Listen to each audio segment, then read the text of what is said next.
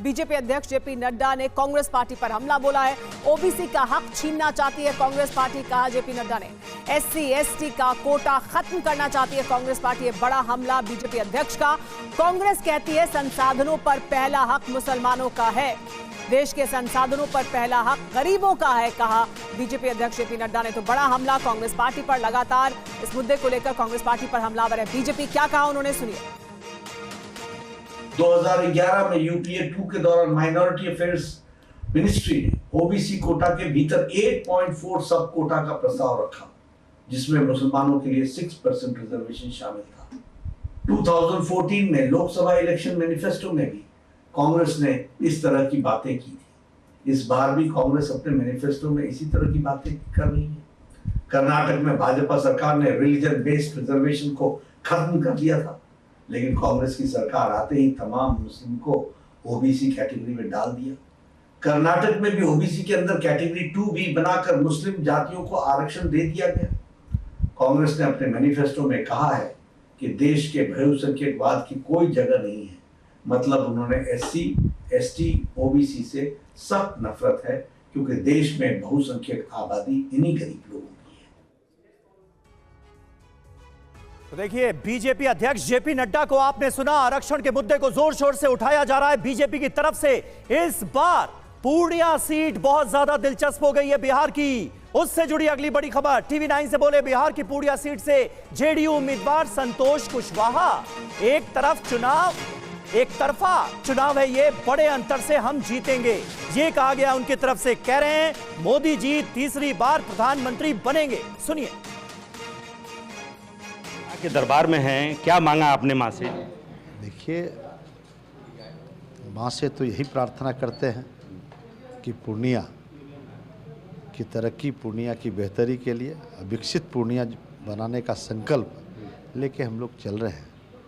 और एक तरफ जहां देश के यशस्वी प्रधानमंत्री नरेंद्र मोदी जी तीसरी बार प्रधानमंत्री बनेंगे और पूर्णिया की जनता तीसरी बार हम लोगों को आशीर्वाद देने का काम करेगी, और पूर्णिया में जो 2019 के रिकॉर्ड है वो भी टूटेगा और बड़े अंतर से पूर्णिया में चुनाव परिणाम आएंगे, ऐसा मेरा विश्वास है। क्योंकि पूर्णिया में जो जनता में उत्साह है, पूर्णिया की जनता चुनाव लड़ रही है, इसीलिए। तो ये बताइए, यहाँ पर पप्पू यादव, उनकी वजह से, एक निर्दलीय प्रत्याशी की वजह से हॉट सीट चर्चा, क्या आपको लगता है कि वो कोई हॉट सीट नहीं है? चुनाव एक तरफा है, तो परिणाम आएंगे 4 जून को, तो एक तरफा परिणाम आएगा, आप देख लीजिएगा। मुकाबला किससे है? किसी से नहीं, किसी से नहीं। एक तरफा मुकाबला है, एक तरफा। पप्पू यादव कह रहे हैं इतिहास बनेगा। कोई इतिहास नहीं बनना है, जो भूगोल बन चुका हो उसका इतिहास नहीं बनना। कहा कि इंडिया को वोट दीजिए, नहीं तो फिर एनडीए को वोट दीजिए। तेजस्वी यादव कैंप किए रहे यहाँ। देखिए, हर पार्टी के नेता अपने अपने उम्मीदवार के लिए करते हैं। अब तेजस्वी जी क्या कर रहे हैं मुझे नहीं मालूम। और आइए अब सीधे रुक करते हैं बेंगलुरु का, जहां पर सुरभि के साथ मौजूद हैं तेजस्वी सूर्या, खुद उम्मीदवार हैं। क्या कहना है उनका सुरभि? हो चुका है, people are here to vote for performance, क्योंकि जनता ने 10 साल, मोदी के 10 साल और कांग्रेस के 10 साल के कंपैरिजन जनता कर चुके हैं। So people are very clear, they are going to vote decisively. लेकिन यहाँ क्यों फिर बार बार हिंदू मुस्लिम हो जाता है? और आप जानते हैं कि किस तरीके से मैनिफेस्टो और हिंदू मुस्लिम, क्योंकि तुष्टीकरण, पोलराइजेशन, इन मुद्दों के तहत, क्योंकि यहाँ मैं ये सवाल इसलिए भी कर रही हूँ, अगर मैं आम जनता से बात करती हूँ तो वो कहते हैं हम भारत के लिए वोट कर रहे हैं, हम इंडिया के लिए वोट कर रहे हैं, इंडिया के डेवलपमेंट के लिए वोट कर रहे हैं। मैडम, ऐसे सब जो इश्यूज़ हैं वो हमेशा कांग्रेस पार्टी ने एक बार नहीं, अब हिस्ट्री देखते आइए, हर बार चुनाव के दौरान इस प्रकार के देश को भटकाने का काम, जनता को भटकाने का काम कांग्रेस पार्टी करते आई है।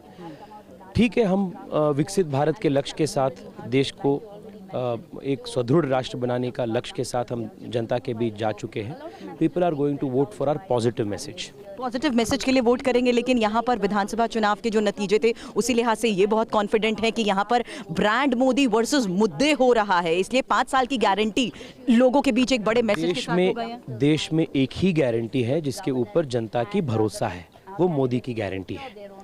आप जून 4 को देखिए, पूरे देश एक आवाज के साथ मोदी की गारंटी को समर्थन देंगे। उसी कॉन्फिडेंस के साथ आज आप अपने परिवार के साथ है, प्लीज टीवी 9 भारतवर्ष में भी इंट्रोड्यूस करवा दीजिए, आप किस किस के साथ यहाँ वोट करने आए हैं? मेरा माताजी है, ठीक है, माताजी है, मेरा पिताजी है, मेरा भाई हर्षा है, मेरा भाई सुनील है और भानु मेरा कजिन है, और ये सब जो देख रहे हैं सब मोदी का परिवार है। हाँ, ऑल आवर वोटर्स, ओके, हम सब मोदी का परिवार है। तो देखिए किस तरीके से कॉन्फिडेंट है फिलहाल। यहाँ देखिए किस तरीके से युवा नेता है, और युवा नेता होने के नाते तेजस्वी जिस मुखर अंदाज में अपनी बात को जनता के सामने रखते हैं, उनका ये साफ तौर पर कहना है कि यहाँ पर चाहे फर्स्ट टाइम वोटर्स हो या जिस तरीके से सभी बढ़ चढ़कर सीनियर सिटीजन, सुबह से लंबी कतार यहाँ पर देखने को मिल रही है। और ये मैं सीधी तस्वीरें आपको दिखा भी देती हूँ पोलिंग स्टेशन की, जहां पर फिलहाल आपने देखा कि किस तरीके से टीवी9 भारतवर्ष ने तेजस्वी बिल्कुल सुरभि बने रहे आप हमारे साथ। और इस वक्त हमारे साथ कई खास मेहमान भी मौजूद हैं। धनंजय गिरी भारतीय जनता पार्टी के प्रवक्ता हमारे साथ मौजूद हैं, डॉक्टर अजय उपाध्याय कांग्रेस पार्टी के प्रवक्ता हमारे साथ मौजूद हैं, और स्टूडियो में दो वरिष्ठ पत्रकार हमें ज्वाइन कर चुके हैं, हर्षवर्धन त्रिपाठी जी, राजेश जोशी जी, उनका भी रुख करेंगे। लेकिन डॉक्टर अजय उपाध्याय, पहला सवाल आपसे, ये कर्नाटक में मुस्लिम आरक्षण का मुद्दा आपको ऐसा तो नहीं लग रहा कि भारी पड़ने वाला है? अभी थोड़ी देर पहले जेपी नड्डा ने यह बयान दिया है कि कांग्रेस पार्टी तो कहती है कि देश के संसाधनों पर पहला हक मुसलमानों का है, हम कहते हैं गरीबों का है। देखिए, जिस तरफ प्रधानमंत्री जी आए दिन चुनाव जैसे जैसे नजदीक हो रहा है, एक एक फेज बीत रहा है, वैसे वैसे छटपटाहट पीएम साहब की दिख रही है, और झूठ का माहौल, प्रोपेगेंडा का माहौल, भ्रम का माहौल, षड्यंत्र का और साजिश का माहौल बना रहे हैं। कहीं ना कहीं उसी के शिकार बेचारे राष्ट्रीय अध्यक्ष जी भी हैं उनके, भाजपा के। तो राष्ट्रीय अध्यक्ष को यह पता होना चाहिए कि आदिवासियों के हक की बात यदि हम करेंगे, ओबीसी के हक की बात करेंगे, महिलाओं के हक की बात करेंगे, गरीबों के हक की बात करेंगे, तो निश्चित तौर पे भाजपा और आरएसएस को दर्द होता है। आज वही दर्द छलक रहा है नड्डा साहब के मुंह से, और लगातार प्रधानमंत्री जी भ्रम और झूठ फैलाने का काम कभी मटन पर, कभी मछली पर, कभी मुसलमान पर, कभी मंगलसूत्र पर आ रहे हैं। महंगाई मुद्दा है इस देश में, बेरोजगारी मुद्दा है, नौकरी मुद्दा है, इन मुद्दों पर हम बात कर रहे हैं।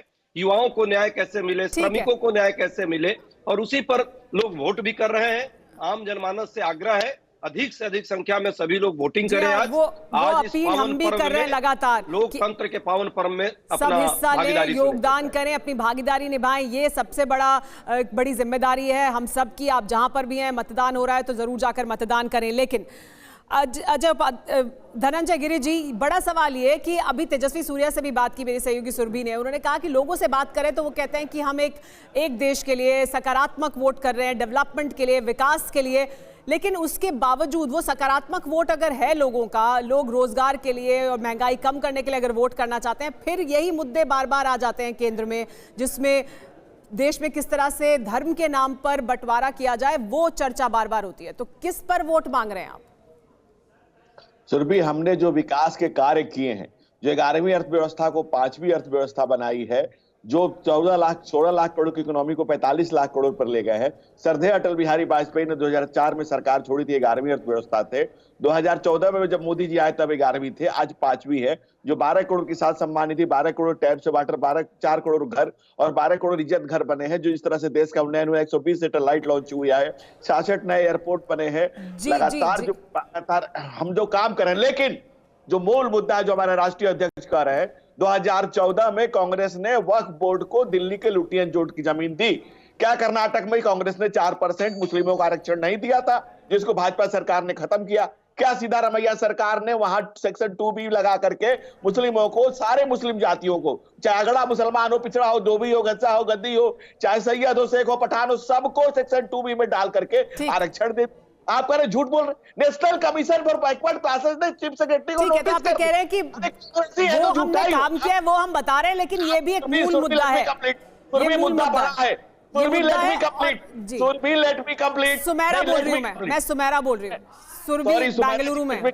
जी सुमेरा जी, लेट मी कंप्लीट। सुमेरा जी, देश की जन के आप ओबीसी का हक मारे जा रहे हैं और कह रहे हैं कि आप न्याय देंगे। अरे न्याय कर रहे हैं इस देश के साथ, बाबा साहब के संविधान को तार तार कर रहे हैं। धर्म के आधार पर आरक्षण, बाबा साहब ने इसकी खिलाफत की है, इसकी मुखालफत की है। आपने बाबा साहब का भी विरोध किया, उनको भी चुनाव हरवाया और उनके संविधान को भी तार तार